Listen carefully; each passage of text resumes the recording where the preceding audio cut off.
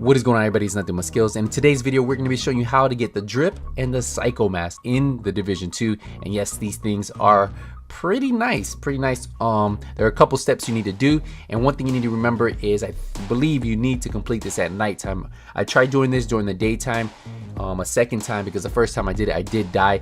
Do this in a group. I'm just going to tell you guys that, but let's get into it.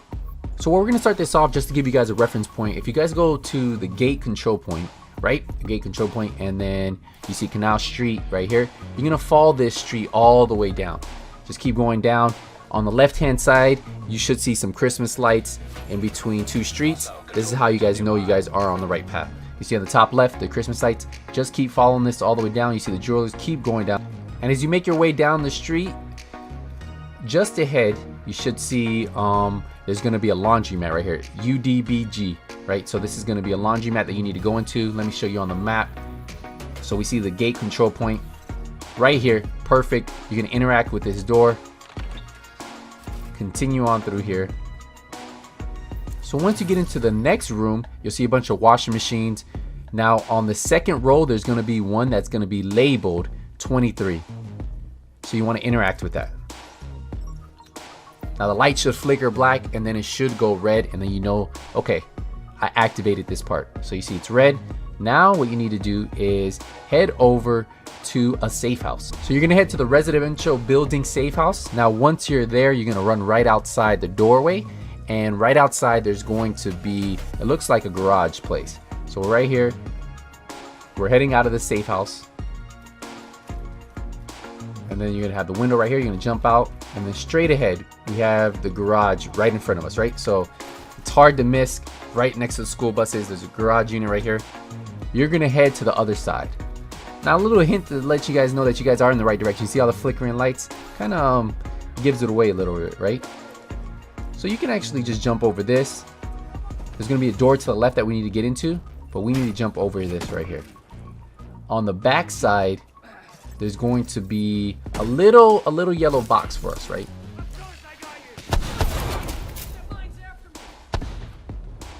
See it right up there. Just shoot it, and now we're gonna jump back over. You can finish these guys off if you want, if you guys have guys that spawn there, but don't worry about that. You see a little yellow line? That means that we can jump over this side, and then we're gonna continue through. This door is open now. See the flickering light. You're gonna go all the way to the back, and there will be a fuse for you guys to open up. So you're gonna interact with this. There you go. And then the lights went off. So now we need to go back to that laundromat that we were at, right? So where we first started off. So once you make your way back into the laundromat, remember the same room that we were at originally, right here is where the laundromat is, in case you guys forgot. You're gonna go right back into this room, and we need to interact with the panel on the back. Now there is gonna be a panel that you can throw a fuse box. So just interact with it, and then it's gonna allow you to place that fuse in there, right? Now we're gonna go back to the washing machine that says 23, and then as soon as we interact with it, it's gonna drop a key for us. Pick up the key and then head up the stairs. So pick up the key, head up the stairs.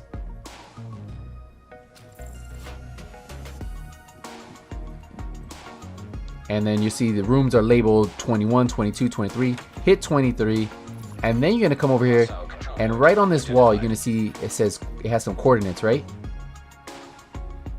So this is pretty much the coordinates of where we need to go. We're gonna interact. There we go. For the next part, we're gonna leave out this doorway, and we're just gonna follow this road down this pathway. So we're gonna take a left up here. So this is the main entrance where we first came in.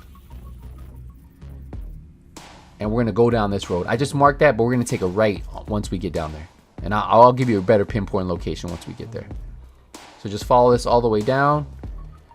Now once you get to your first street, you're gonna take a right, and if you look up top left, you see that flickering light? That's exactly where we need to be. We're gonna take a left on that road right here. So just look at the flickering light, the billboard, cut in here, and then above us there's going to be a little rope for us to shoot. If you notice now in the Division 2, in Warlords of New York, there's a bunch of these around. So you gotta shoot it. It's gonna drop the rope down, and then we're gonna head on up.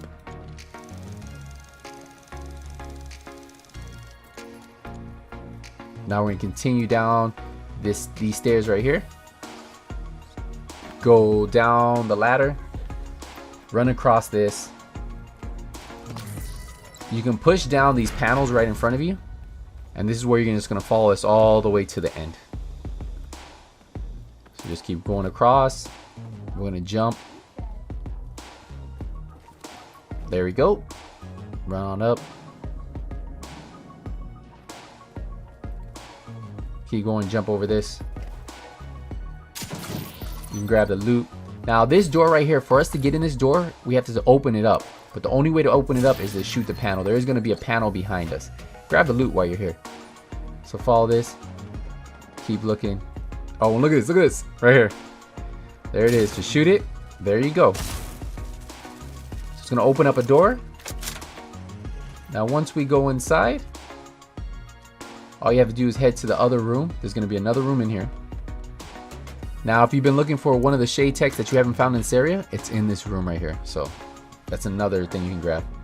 Now in this room is where we need to be. It says, you see the little sign, it says come a little closer, right? There's flickering light, and then there's a burnt body, right? So once you go over the body, it's gonna interact, and then we just need to leave this room right here. So then you're gonna, once you interact with the body, whether you do it solo or with a group, jump out the window, go down, and then jump down. There you go. And then you're just gonna run all the way around. There are gonna be some burning buildings just down the street. I'm gonna pinpoint it for you. You see this big building right there? It's a high rise. It's been burning the whole time in New York City.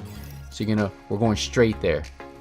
I'm telling you guys, do this in a group, guys. Do this with more than one player. I tried doing this solo and they ended up hacking my drones. They ended up killing me. It was just a nightmare.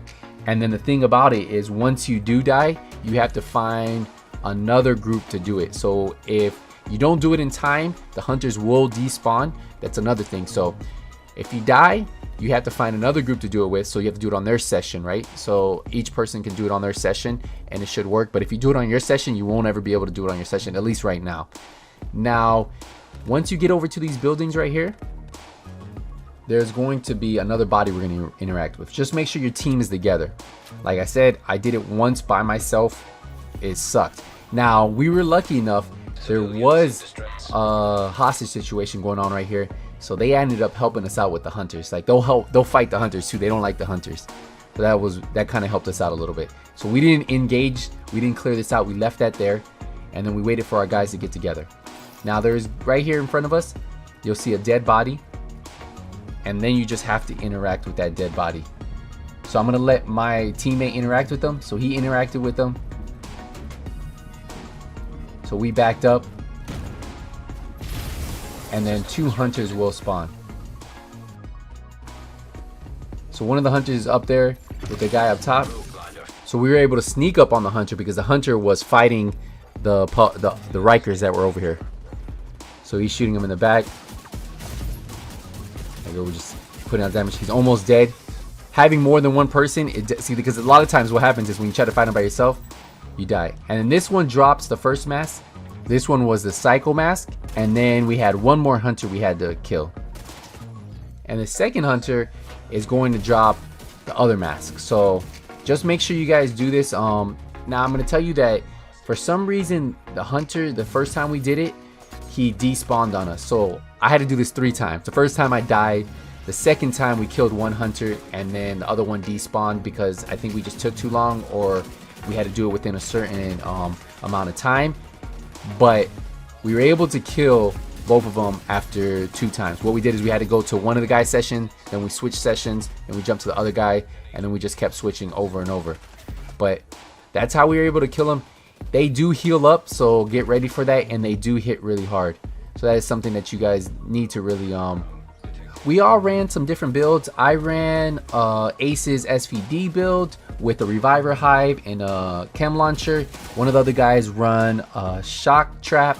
Another guy was just running somewhat of a skill build. But these hunters, they do disrupt your skills and they do hack your skills.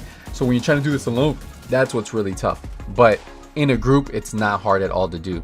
Just keep pushing them. If you can separate the two hunters, that definitely helps out, so you don't have to worry about one shooting you in the back. But if you look right here, we only have a couple more shots. I ran out of bullets because he took so many bullets. He's starting to die. He only has a little bit left. And there we go. We get our second hunter mask drip. Now both hunters will drop a key. If they don't drop a key, when you head back to the base of operation and you leave the session and you go back into your own session, there should be a key dropped right in front of the box. So you should get your second off-white key. But that's how you get both of these masks. What do you guys think about it? Which one do you like better? Do you like drip? Do you like psycho? Let me know in the comment section. I will wrap up this video here. I appreciate all the support, guys. Until the next one, nothing but skills is out.